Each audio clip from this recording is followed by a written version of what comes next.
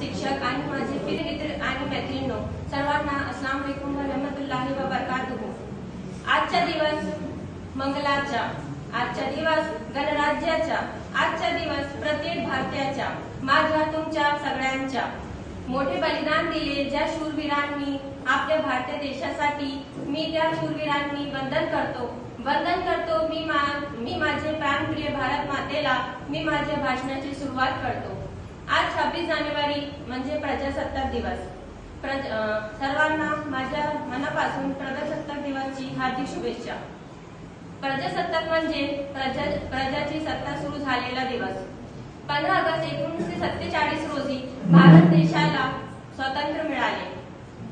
स्वतंत्र झाल्यावर भारत देशाचे कारभार चालवण्यासाठी कोणते कायदा नव्हते।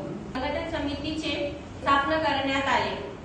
या समितीने 2 वर्ष 11 महिने 18 दिवस अथक परिश्रम करून भारताला मजबूत संविधान दिले।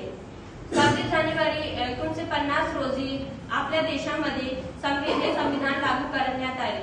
आपला भारत देश सार्वभौमिक, लोकशाही आणि प्रजासत्ताक देश बनला। आपल्या भारत देशाचे राज्यघटना जगातील सर्वात मोठी लिखित राज्यघटना आहे। आपल्या संविधानाने आपल्याला खूप काही हक्क आणि अधिकार दिलेले आहेत। भारताच्या स्वातंत्र्यासाठी आणि प्रजासत्ताक करण्यासाठी अनेक शूरवीरांनी प्राणाचे बलिदान दिले। त्या शूरवीरांचे आपल्यावर खूप उपकार आहे।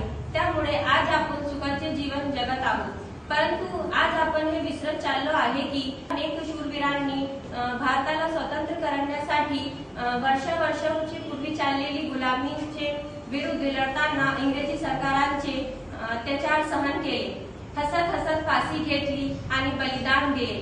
मला वाईट या गोष्टीचा वाटतो की आजचा नौजवान ज्याच्या खांद्यावर जबाबदारी आहे राष्ट्र निर्मितीची, ज्याच्या खांद्यावर जबाबदारी आहे समाजाला आशा एकमेकांच्या एकत्रित बांधून ठेवण्याची, परंतु ते पबजी मध्ये डुबलेला आपला भारत देश जगातील नंबर 1चा देश आहे। परंतु मी मानतो की आपल्यात ती ताकद आहे, आपल्यात ती शक्ती आहे की आपण आपल्या भारत देशाला एक दिवस नक्कीच सर्वात नंबर 1चा देश बनवू शकतो। 2 पंक्ती बोलून मी माझे भाषण संपवतो।